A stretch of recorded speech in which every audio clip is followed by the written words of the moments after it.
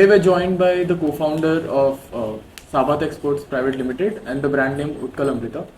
And we're joined by Ms. Amrita Sabat ma'am. And thanks a lot ma'am for taking this opportunity to speak with us. Thank you so much. So can you tell us what your company is and what's the problem that you are trying to solve? So firstly, thank you to you both, and we are here in the world's first Odisha GI store. So we started our company in 2015, Sabat Exports Pvt Limited and brand Utkalamrita. So at that time we found a gap in the market, that is we didn't find Odisha craft and handloom listed on the marketplaces, which were becoming very popular at that time in 2015. So like Amazon, Flipkart, Snapdeal. So we didn't find, like if we would search Jagannath Idol, we wouldn't find it. So then before that also my sister, Dr. Amrita Sabat, so she had done quiz on her blog. She had asked questions like who can identify quickly applique work. So very few people could. So in that way we identified that people didn't know much about our Odisha craft and weaves. So we both sisters, we decided that let's do something which would promote our Odisha weaves and crafts all over the world. So that is how we started the company. Okay. Ma'am, so you have handicrafts, custom-made items, right? So how do you convince local artists alongside making sure that they earn some money? So how do you face challenges like tackling timelines and getting the orders from the customers and making sure they weave it properly and giving them some income? Yes, so very correct thing picked by you, because from the beginning itself we faced the problem, that is how these crafts people will give us the correct quality and within the time limit. So that became a priority. So we found that the craftsmen were good, but we also got cheated in the course, because for example I will tell you one incident. Like we were to do one exhibition in Sydney, so Sydney Royal Easter Show, and from this particular wood craftsman, because we had already worked with them, it was just 2016. So 2015 we had started our company. Just few months we had met these people in fairs, exhibitions. That's how we get to know the crafts people. Yeah. So how we identify with whom we should work, which products to pick. So that is a part of research, right? So we found these people, we had given the order to them. Before also we had taken some products. So for Sydney we had told them to make these ships, wooden ships, which we had also taken earlier. So when we opened those in Sydney, because we had that much trust that they have given the right things, we had just packed and taken it. When we opened and then we saw the bottom, it was written made in China. So it really broke our heart, and we just decided that we will never do business with those people again. So we learned some things the hard way. So then we stopped doing business with them. Similarly in handloom. Now there was this particular weaver from Sambalpur who had come and supplied us sarees. So we found after some time that this was actually fake. That we found by doing the silk test, which was again told by another weaver that madam, you have to check it, because people will come and give you things. So many things which we learnt at the beginning, it helped us later. Because then when, for example, the Vidya Balan match sari, so when that became so popular, which we had sent to Vidya Balan, she wore it for Shakuntala Devi promotion. Then so many people came to claim the credits of that. So there are so many instances which have happened, which are actually like challenges. So again to tell about you that yes, we have done it. In her official handle, our brand name is written, not anyone else. That's what the team said. That ma'am, don't worry. Whoever is claiming whatever, let them. Let local news cover anything. But Vidya Balan's post will have your brand, will have your name. So don't worry. So that is how, things they progress. So people come to know, they come to know that yes, they deal only in authentic items. So that is how we have built our customer base, because more than 50% of our customers are repeat buyers, and they are the ones who keep our business going. Because now there are so many fakes in the market, it is so difficult to identify the fakes also. But we always educate through our reels and social media. We tell people that it is a challenge to identify the real one. So this is how you can identify. So ikat, the front and back will be exactly the same. You can't identify which is the front and which is the back. You can only know through these loose threads. So wherever the loose threads are coming out, that is the back side of the ikat sari or the dupatta. So in this way, little things, hacks which will help them to know how to know the real Odisha handloom. So these are very important, because the world is becoming full of cheats and deceivers. So we have to tell them, because this is a GI product. So my sister did all the research of GI tags, geographical indication. You can see here, invaluable treasures of incredible India. So we have 9 Odisha handlooms which have got GI tag. We have 5 food products here which have got GI tag, and 5 crafts. वैसे Odisha has 26 GI products. And when my sister did the Odisha Rasagolla GI tag in 2019, then after that the real awareness came about. So many craftsmen, weavers, food producers, they started calling my sister. They said, in my village this chili we are growing, can we make it GI? This brinjal is there, can we make it GI tag? So all people, they started becoming aware, and they said, okay, we can do this GI tag. So everybody joined in the movement in a way. So I had 2 questions about this. So basically, you said in the beginning you struggle with the supplier part of it, trusting the right ones, right? And as I'm also aware that it's not a uniform product business. So we're talking about creativity. So what were the factors that help you establish that trust with certain suppliers? Were there only like monetary rewards, or they needed some kind of recognition as well?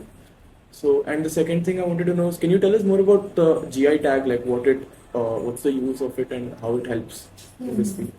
Okay, so first part of the question. See, when we work with any craftsmen or weavers, we ensure that we will always keep buying from them. Okay, so they are sort of ascertained about their livelihood, about their income. So even if we take one credit period, because obviously these are costly items and these have to get sold, we have to generate the cash flow, we have to pay them money. So in that way we have established a sort of trust with them, so that we'll keep buying from them, they'll keep producing what we want, the color combinations we want, the motifs we want, because we don't tamper with the traditional motifs, because this is all GI tagged weaves. So we don't want so much of tampering to be done that people can't even identify that this is Sambalpuri or this is Bomkai or this is Kotpad. So in that way we have to ascertain the correct, the correct characteristics of that handloom, and then we have to keep buying from them. So in that way they feel secure. And then we started taking our weavers for our foreign exhibitions. So before COVID, my father always tells that whoever is working with you, they are lucky people. They can go with you on some fairs, exhibitions, you take them along, so it's a good thing. So then, in fact, our weaver from Nuapatna, Lakshmidhar Bhai, he has gone 2 times to Malaysia, 2 times to Singapore. So he has seen more of the world, and they're very happy for that. Even we take them to Bombay, to Bangalore, to Goa. Our one Sambalpuri weaver, he always goes to Goa, and he tells, when is the next Goa exhibition? I will again go. So in that way, they remain connected. Correct. So in that way, even the customers, they're able to see an actual weaver, a simple person who can just talk in Hindi. Correct. So basically that's the thing, they don't know English. So just in some broken Hindi, Odia mix, they will talk and they will explain. Explanation is great. Because if we will explain versus they will explain, the customers feel very happy. Yeah, they put their heart and soul into it so they can. So in that way, we try to ensure that they will remain connected with us. They will feel so happy to be a part of Utkalamrita family. That is what we always ensure. Even for the crafts people, we give them order and we ensure that the correct item comes, the authentic one. Because I'll give you one example. There are bookmarks. So there is screen printed bookmark and there is real Patachitra and Talapatra Khode bookmarks. Okay. So what happens is the market is full of screen printed ones. Even this Patachitra, these also screen printed are available. Small ones given as gift. I know this is for lowering the budget, but it's not the real GI tag. Okay. So we try to ensure that the correct items will be there, which is the authentic one. So that is how this can function as the world's first Odisha GI. Got it. So in UP, there is the Minister of Commerce is helping the districts, right? So all the districts have One to district, one one product. district, one product. Yeah, so is it the same in Odisha? In Odisha also it is there, Okay. but we don't see so much of action. Okay. It is there. It is a all India scheme. Okay. But we had heard that in the station there will be one counter and it will be given to weaver, artisan. All that is good. We should see that operational. Okay, that is the thing. Okay. And ma'am, one more question is, so Europe being the mother of all trades, and they basically import a lot of textiles and handloom products. So now the FTA is signed, and then the exports are increasing from India. So how has it changed the textile market? You mean the mother of all deals? Yes. The Euro, Yes. FTAs. Yes. Yeah, okay. So see, actually, what we have is pure handloom. Okay. So we have to still focus on which, say, chains or which stores will actually keep our things. Because these are sustainable products. So whatever we produce, it is all sustainable. Sustainable fashion, slow fashion. So those type of chains and stores will look forward for our products. Otherwise, mainly textiles means whatever is produced in the mills, like it's basically power loom, right? So that's also a business, that's also very important. So that is also, but where we are, it is right at the bottom of the pyramid. We want our weavers to succeed. Already so many weavers are leaving the profession.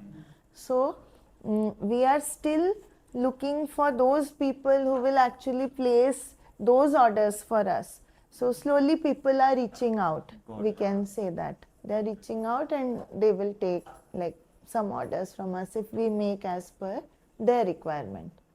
So that is happening. And so initially you had a corporate job as well. So from there, when you're going into a business, now that's a risky start when you start operating any business. So what made you switch from there? Was it because you identified any opportunity specifically before as well? And had you taken time off to pursue it? Or was it because there was a risk appetite to be able to take such a decision? So there are a couple of things in this. So because I was working with Fidelity, so in 2012 I left and came because my mother was very unwell. So I said I will be with her, but then she passed away in January 2012. Then my father said, okay, you go back to your job, go and work in Bangalore. So I said, no, I won't go. I will stay here and I will do something what I want to do. So at that time, I also wanted to give my civil service exam. So I actually took 3 attempts of civil service. And every time I wrote the main exam also. But then my interview call, I couldn't get because of few marks all the time. So then the 4th attempt I didn't take up. We just said that let's start something of our own. So that is when we started in 2015. Okay. But apart from that, we have a family background of turmeric trading. So my grandfather was known as King of Turmeric. So, and 90 years old, our forefathers, they all had been doing the turmeric trade. So Erode, Sangli, Madras, all the domestic places, our haldi used to go. Eventually it got GI tag in 2019, Kandhamal haldi. Okay. So that is pure organic, grown by tribals, and it has no chemical, no pesticide, nothing is applied. It is pure and natural. And so it has high the curcumin content, so that makes it very prized. Okay, so they our forefathers were dealing with it. So my father became a chartered accountant. And my one uncle, he became an engineer and he went to US. So these are the only 2 brothers of their generation who became professionals. Okay. Otherwise, all of them are into trade and business. So we have that background. But in the field of handloom and handcraft, we are still a first generation entrepreneur because no one had dealt with this. So haldi is a different ball game, and this is entirely different. This is Odisha's niche products, art, craft, handloom. This is very niche. So in that way, we started something of our own, a different one. So like you were saying, the risk appetite. Yes, we are ready. Basically, because I mean, you're saying you're new in this industry.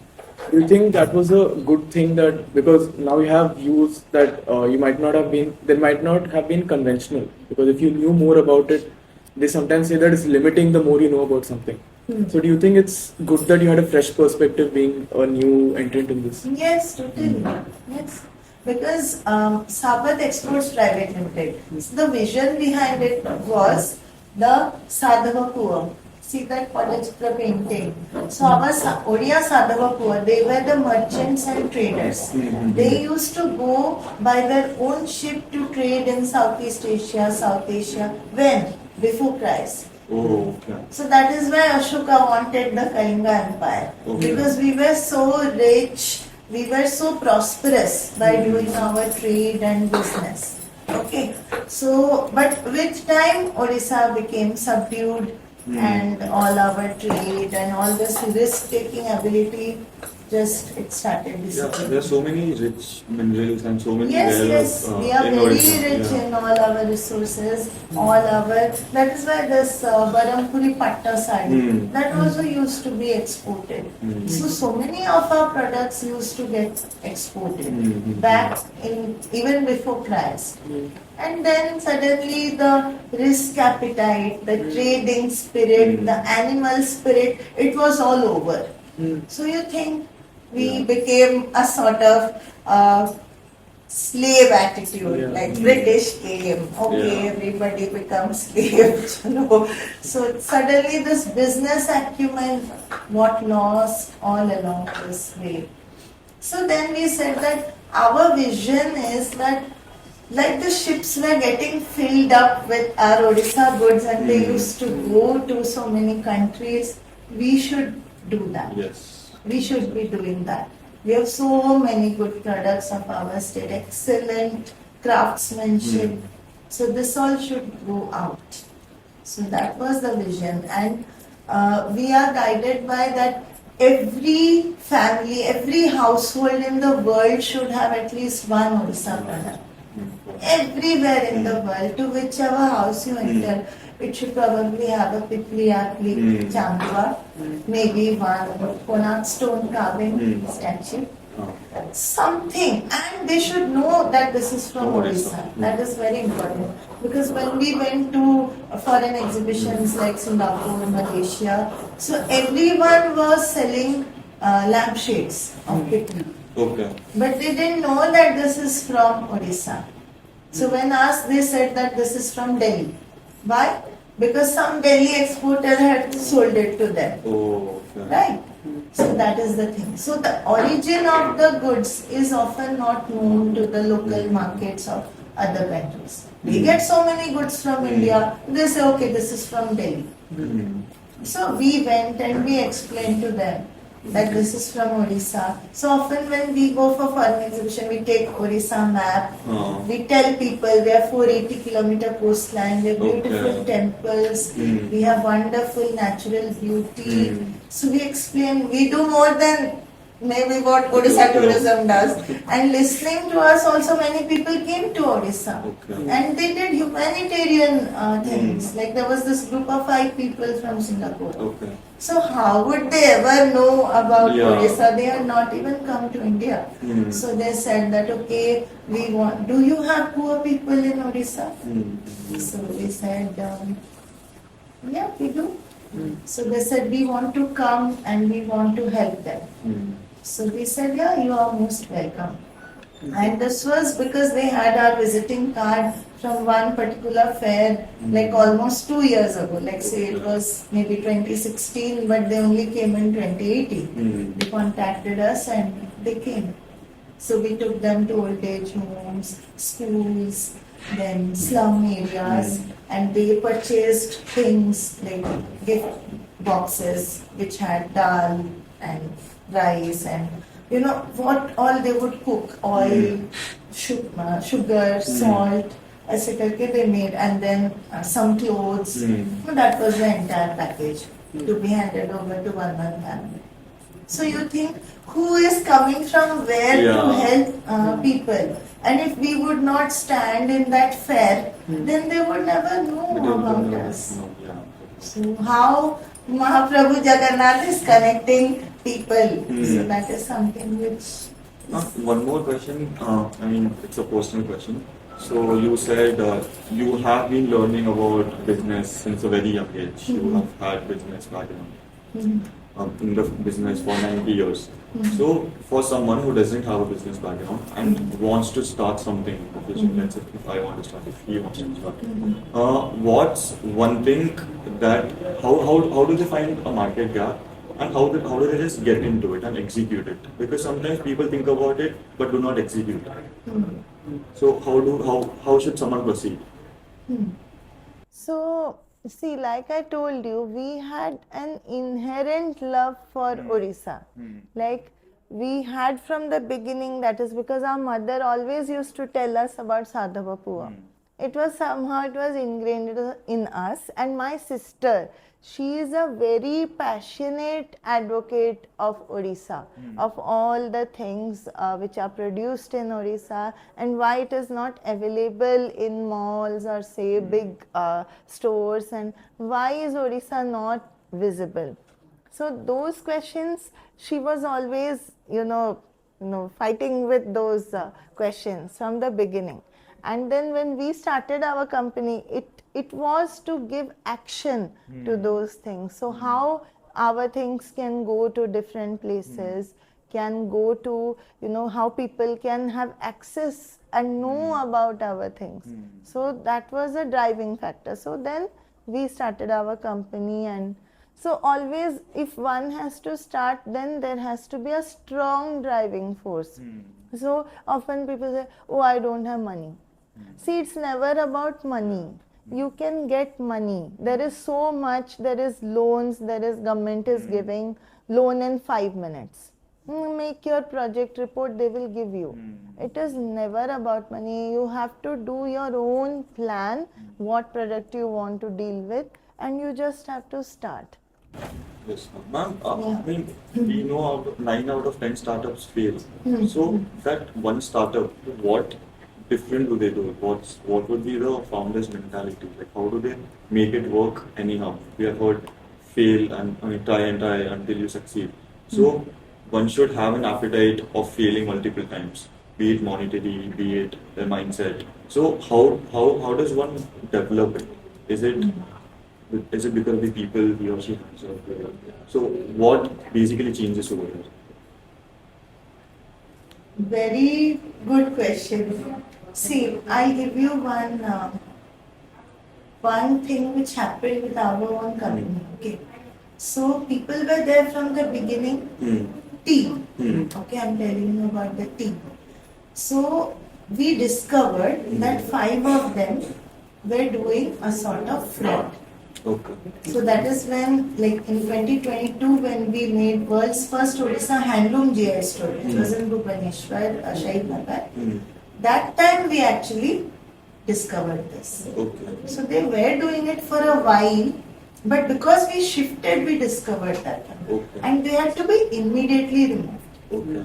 Okay, police case was done, small recovery happened, but tremendous loss had been done. We were doing very well. We would have grown much more. But we were pulled back by almost 3 years.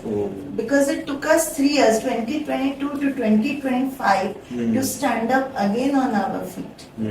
Because the new people had to be brought in, they had to be trained. So it took us a lot of time and effort. Okay. So see, if somebody wanted, then they could have just left it. Just given up. Okay, there's no use. Odisha is full of these type of people. No need to work. Just stay. No need to do all this. Why to take so much of trouble? Just leave it. But it's not like that. We have started with a mission. So how can we just leave it like that? Okay. So whatever it is, we worked at it. And we really put in so much of effort so that again we could build this store, which was opened on July 4th last year by Madam Speaker.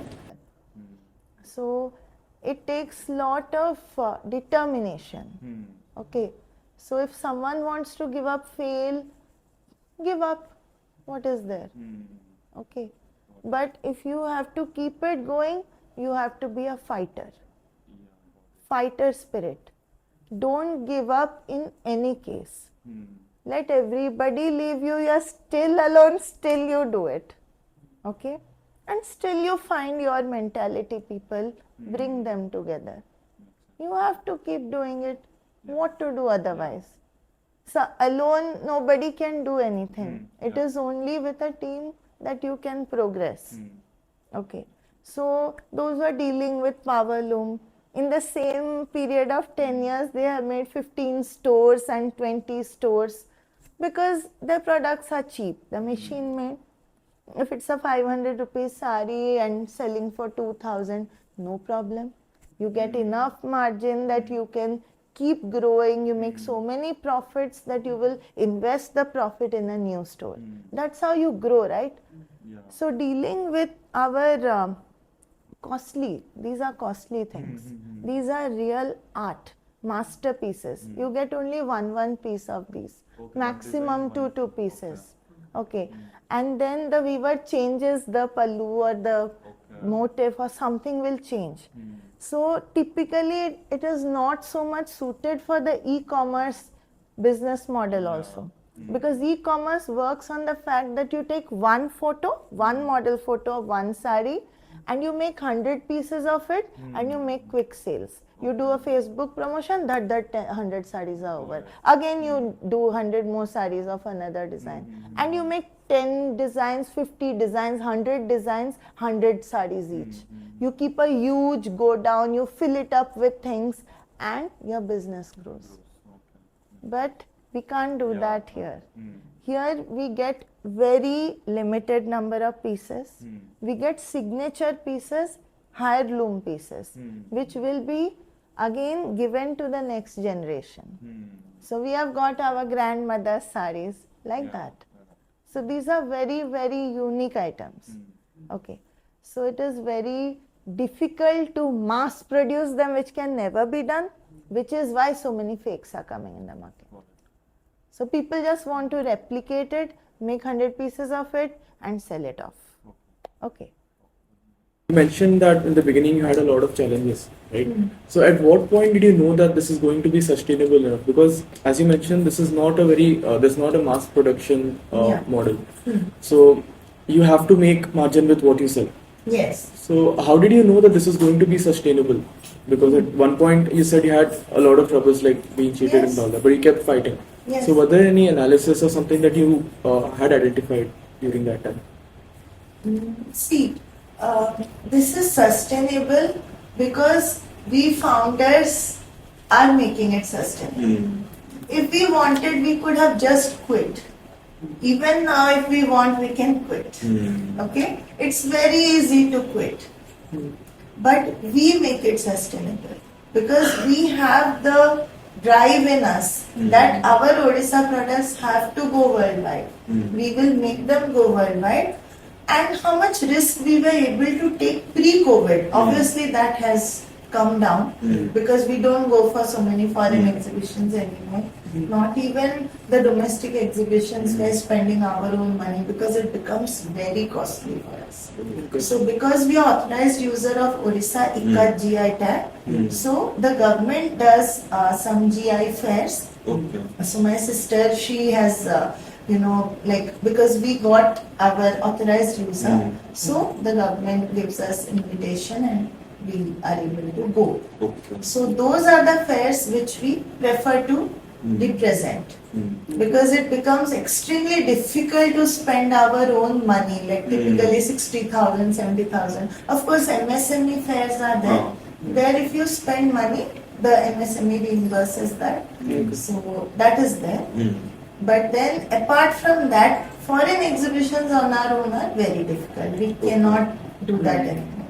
So there are a lot of things like the government should identify the sincere exporters and they should promote, which we have already suggested, but that is also not so much happening. So then how much we can manage, we are doing. One more question is AI is booming now. And then initially it was just limited to coding jobs. And then now Claude, it basically does job of a junior financial analyst.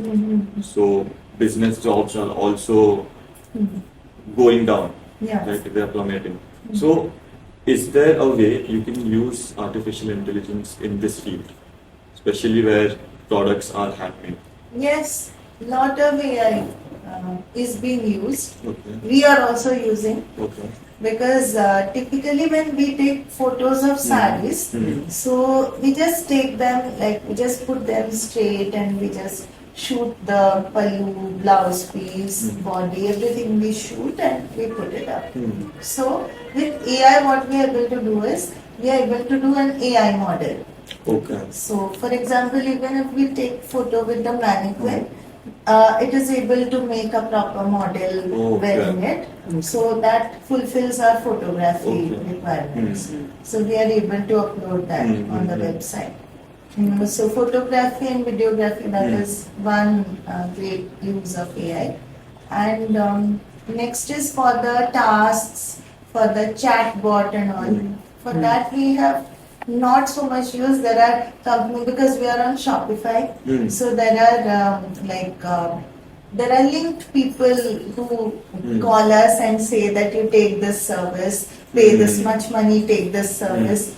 So we are not getting into that because again that is a lot of spending. So we are just trying to balance it out, just seeing that how we can navigate this. Ma'am, you mentioned that it's a really textile and handcraft sarees, clothes. It's a really, the margin is really less, so you have to take care of the artist, the showroom costs, and then all the other stakeholders. So for a business like this, what would be the range of sales they can make and the profit percentage, profit margin? If you could give the numbers. See, like there are people can make a lot of profit with this also, with a single piece also.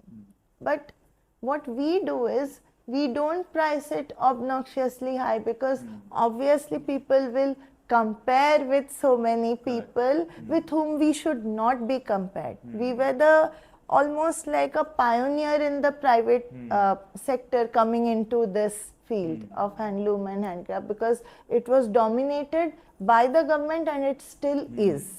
You have the state emporiums here, and they have the money, they have built emporiums in every state, so they have all the capital at their disposal. We don't have that. Okay, so this is our only flagship store, the only experience store where whoever walks in, they feel that yes, today I have walked into a truly Odia store. And when they say that, it really gives us joy. It really makes our hearts very fulfilled. So, see, to replicate this in every, like more cities, ideally that is the target. But then again, it needs so much of capital. So, we have to see that how we can do that, how we can make it possible, whether it will be some franchise model or how we can do this, because the experience should be the same. They should not say, oh, Bhubaneswar is the excellent one. No, I won't go there. I'll only go when I go to Bhubaneswar, I'll go there. So it should not be like that. It should be like uniform experience. So we have to see that we can make that possible. Ma'am, just one last question. So you're a master's graduate as well. So what are some valuable things from your academic or your social life during MBA that you think that helped you a lot in running a business as well? Okay, so during XIMB, I was like a room, like a hostel room is given to everybody, right? So despite that, I was almost a day scholar. Okay. Because like I mentioned, my mother was not well. So 2009 to 11, almost I was shuttling between home and so many close-knit relationships I could not build. So that happened. But then I was very active. Like normally I would take part in everything, and I would be an active member. How much I could. Okay. So that was my thing. And I remember that in 2011 there was a wonderful thing which happened. That is, I got to be a part of Pepsi Change the Game. So I was selected as one among 15 Youngistanis who got to see every of India's World Cup cricket matches in the stadiums. Okay. So that became a huge news in XIMB. It became like, I remember from the central portal, everybody got a notification, like you get your notice board. So the e-notice board. So everybody knew about it. So, and that time it was relatively free time for us because exams were done with. We just had to get our graduation degree. Was it 2011? So would have seen. Yeah, 2011. Yeah, the final was Mumbai. It was the best experience. I just missed one match, but that was because it was our graduation day. So that one match only I missed, but rest all. It started from Dhaka, then it went on, ended with Mumbai. So in a way, I consider that I was also a lucky mascot. So all of us, like Youngistanis, we all traveled, and India was going on winning. So that was a great thing for us. So that way. But everybody, like everyone has a role in shaping you, right? Because you interact with all the people, with all the faculty, with all the, even the mess bhainas. So everybody has a role. They will look out for you. If you have not eaten, they'll come and ask, okay, you have not eaten, what happened? Okay. So everyone shapes you. Like they say, no, it takes a village. Right. So everybody helps you to grow. So that is very important. So whatever you do. Yes. So everyone you meet is meant to. Yes. So, thanks a lot, ma'am. It was really enlightening to understand that when you said things like you need to have a strong driving force, Yes. and especially towards the end when you mentioned that gather people like yourself Yes. to make something better, and I was able to link to it when you said that everybody has a part to play Yes. in making who you are. I want to add one thing. Sure. So, whichever platform we get, me and my sister, we talk about Odisha handloom, craft, and all the things that Odisha has, the beautiful things. So, even when I got to be on KBC, on the hot seat, I was talking about Odisha. Yes, I read that article on the website. Yes, and it was very important for me to be on the hot seat. I was representing 4.5 crore Odia people, and I had to be on the hot seat. It was literally a fight with myself because I was the last participant to be on the hot seat. If I would not have made it at that time, chance would have gone. Okay, so it was a great fight with your own self if you want to be there, because like my co-participant Sonal, whom I could defeat in the 5 questions all around, so she had told that we are sitting here and the hot seat is just 5 steps away, but this is the most difficult journey because everybody around is more intelligent or as intelligent as you, they are as sharp as you. So what is it that you have that you will go over there? Okay, so people say it is luck. And when does luck come? When you're worked on. Yes. The harder you work, the luckier you get. And how much you attract. You have to attract. Energy. Okay, so when you attract that positivity, you attract your chance to be there, you will do it. And Mahaprabhu Jagannath is really kind, because it was my mom's wish, desire that any of us should be on the hot seat. So she passed away, but my parents, from the first episode of KBC, they were watching. So my father even said on the episode to Amrita Bachchan that you started on the Rath Yatra day in 2000. So that is the direct link and blessing of Mahaprabhu Jagannath. And I had also taken Khajja for him and all the studio audience. Plus the Patachitra painting which we gifted to Amrita Bachchan, that was also made by Jitendra Parida. My sister had told this national award winning artist. So he had made it, we had taken it in our flight and we gave it to him. So it was a very life-changing experience, wonderful experience. One thing for sure I realize is that we take our culture for very granted, a lot of us. Yes. And after, it's not because you said it, but when I did come to the store, it was actually symbolic of Odisha culture.